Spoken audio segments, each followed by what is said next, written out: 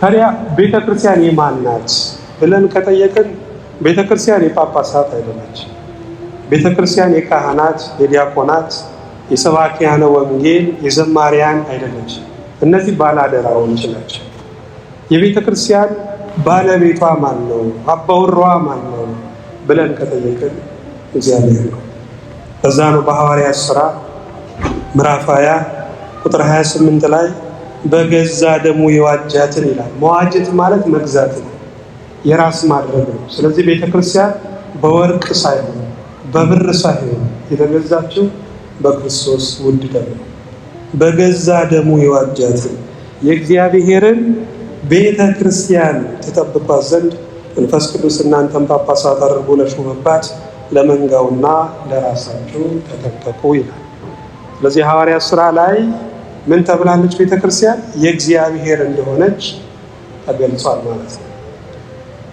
ዛሬ ቅድም እንዳልኳችሁ ትልቅ አስተዋጽኦ ስላደረጉ ብቻ ቤተክርስቲያንን እንደፈለገ ማዘዝ የሚፈልጉ ሰዎች አሉ።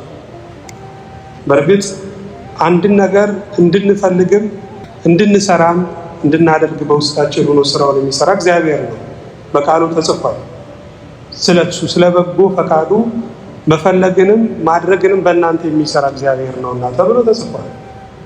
ቤተክርስቲያን እንዲሰራ እንድትመኙ የተመኛችሁትንም ደግሞ እንድታደርጉ በውስጣችሁ ነው እግዚአብሔር ሊሰራ ይችላል። ባለቤቱ ግን እግዚአብሔር ነው። የምስጋና አድራሻው እግዚአብሔር ነው። ምስጋና የሚገባው እሱ ነው ወገኖች። ስለዚህ ቤተክርስቲያን የማንም እንዳትመስላችሁ፣ ቤተክርስቲያን የእግዚአብሔር ናት። ታዲያ የቤተክርስቲያን ስልጣን ምንድን ነው?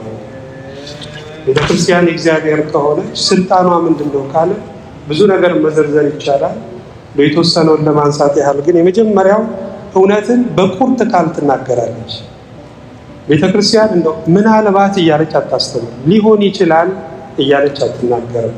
ክርስቶስ ሊመጣ ይችላል እያለች እያመነታች ልክ እንደ ዘመኑ እውነትን እያንቀዋለለች ቤተክርስቲያን አትናገርም። ቤተክርስቲያን በስልጣን ቃል ቁርጡን ትናገራለች። ቁርጥ ያጠግባል ሲባል እንሰማለን አይደል? ስጋውን አይደለም፣ የተቆረጠ ቃል የተቆረጠ ሐሳብ እኮ ያጠግባል።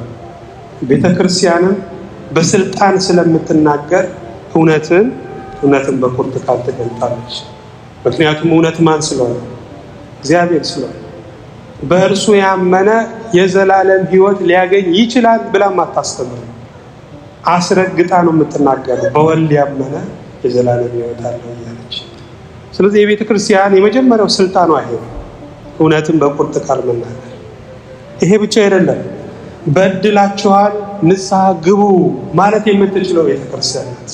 እናንተ በግላችሁ አንድን ሰው ተጠግታችሁ በድልሃል፣ ኃጢአተኛ ነህ ብትሉት ስህተት ነው አይደል? ሰው መኮንን ነው አይደል? ደስ አያሰኝም አይደል? ቤተ ክርስቲያንን ግን ይህንን ቃል በድፍረት ትናገራለች። ለምን? ስልጣን ስላላት። አጥፍታችኋል፣ ተሳስታችኋል፣ ስለዚህ በንስሐ ወደ እግዚአብሔር ቅረቡ ትላለች። እንዲህ በመናገሯም እንደው የሚያማት የለም፣ ቅር የሚሰኝባትም የለም። ለምን? ቤተ ክርስቲያን የስልጣን ቃል ስላላት ነው ወገኖች። ይሄ ሁለተኛው። ሶስተኛው ትቀጣለች። ቤተ ክርስቲያን ትመክራለች፣ ትዘክራለች፣ ታስጠነቅቃለች። እምቢ የምንል ከሆነ ግን ቤተ ክርስቲያን ትቀጣለች። በነውራቸው የእግዚአብሔርን ስም የሚያሰድቡ ከቃሉ ይልቅ ለሐሳባቸው የሚያድኑ እግዚአብሔርን በስራቸው የሚያሳዝኑ ቤተ ክርስቲያንን የሚያውቁ የሚረብሹ የተሳሳተ ትምህርት የሚያስተምሩ ምንፍቅናን የሚዘሩ ሰዎች ካሉ ቤተ ክርስቲያን መጀመሪያ ትመክራለች፣ ጠርታ አስተካክል ትላለች። እምቢ ከተባለ ግን አውግዛ ትለያለች። የቤተ ክርስቲያን የውግዘት ቃል ደግሞ ከባድ ሰይፍ ነው ወገኖች። እጅ ብቻ የሚቆርጥ እንዳይመስላችሁ፣ እግር ብቻ የሚቆርጥ እንዳይመስላችሁ። ራስን ከአንገት የሚለይ ነው። ራስ ከተባለው ከክርስቶስ የሚለይ ነው። በነፍስ እንድንሞት የሚያደርግ ነው። በነፍስ መሞት ማለት እኮ ባጭሩ ከእግዚአብሔር መለየት ማለት ነው። ከእግዚአብሔር ተለይቶ ለዘላለም መጥፋት፣ በዘላለም ጸጸት ውስጥ ቁጭት ውስጥ መኖር ይሄ የነፍስ ሞት ነው። ቤተ ክርስቲያን ትመክራለች፣ እምቢ ካልን ግን ትለያለች። ይሄ ስልጣኗ ነው ወገኖች። ይሄ ብቻ አይደለም፣ ለሰማይ መንግስት የይለፍ ወረቀት ትሰጣለች።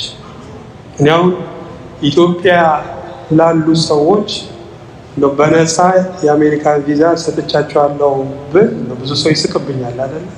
ስልጣኑ ስለሌለ። ይህንን ማድረግ የሚችለው ስልጣን ያለው አካል። ቤተ ክርስቲያንም ለሰማይ መንግስት የይለፍ ወረቀት ወይም ቪዛ የምትሰጥ አካል ናት፣ የክርስቶስ አካል ናት። አንድ ሰው በምድር እየኖረ የሰማይ ህይወቱ የተረጋገጠ እንደሆነ ማወቅ የሚችለው በቤተ ክርስቲያን በኩል ነው ወገኖች። የሰማይ መንገድ የምትመራ መርታ ወደ መንግስቱ የምታገባ ከእግዚአብሔር አብ፣ ከእግዚአብሔር ወልድ፣ ከእግዚአብሔር መንፈስ ቅዱስ ጋር የምታገናኝ የክብር ሰረገላ ማናት ከተባለ ቤተክርስቲያን ናት። ይሄ ብቻ አይደለም። አሁን የካሩትን ታሳምናለች፣ ያመኑትን ደግሞ ታጸናለች። ይሄ ስልጣኗ ነው። ሽፍታው ባህታዊ የሚሆንባት፣ ዘማዊው ድንግል ሆኖ የሚመለስባት፣ የሚሰርቀው ሌባው መጽዋች የሚሆንባት በቤተ ክርስቲያን እኮ ነው ወገኖች።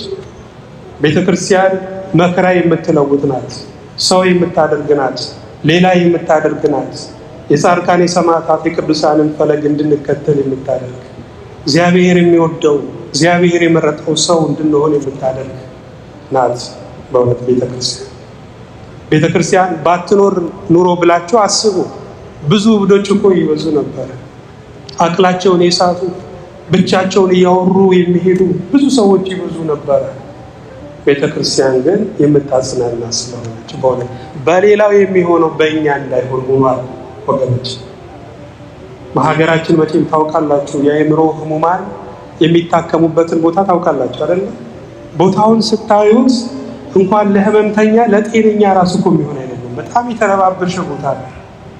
ቤተ ክርስቲያን ግን ጸጥታ የነገሰባት፣ ቅዱሳን መላእክት ድል በማይነሳ ሌሊታቸው የሚመላለሱባት፣ ብዙ በዓይናችን የማናያቸው በህቡ በስውር የሚጸልዩ ቅዱሳን አባቶች መቁጠሪያቸውን እያቃጨሉ የሚጸልዩ አባቶች ያሉባት፣ ኃጢአታችንን ተናዘን ቅልል የሚለን የምንጽናናባት ስፍራ ቤተ ክርስቲያን ነው። እግዚአብሔር ቤተ ክርስቲያንን ስለሰጠን በእውነት ስሙ የተመሰገነ ይሁን። በአጠቃላይ ቤተ ክርስቲያን የክርስቶስ ወኪል ናት። በዚህ ሰዓት በዚህ ጊዜ ክርስቶስን ወክላ የምትሰራ ማናት ብላችሁ ከጠየቃችሁ ቤተ ክርስቲያን ናት። ቤተ ክርስቲያን ቀጥታ ወደ እግዚአብሔር ምናልባት እንዲህ ብላችሁ ብትጠይቁ፣ ጌታ ሆይ በአንተ በብሩኩ እጅ መጠመቅ እፈልጋለሁ ብላችሁ ብትጸልዩ የሚመልስላችሁ ይህንን አደራና ድርሻ ለቤተ ክርስቲያን ሰጥቻለሁ ነው የሚላችሁ። ጌታ ሆይ ከአንተ እጅ መቆረብ እፈልጋለሁ ብላችሁ ብትለምኑ ይህንን ድርሻ ለማን ሰጥቻለሁ? ለቤተ ክርስቲያን ሰጥቻለሁ ነው የሚለው። ምክንያቱም ቤተ ክርስቲያን የማን ወኪል ስለሆነች ክርስቶስን ወክላ የምታቆርብ፣ ክርስቶስን ወክላ የምታጠምቅ፣ የምታስተምር፣ ቀኙን የምታሳይ ነች ቤተ ክርስቲያን።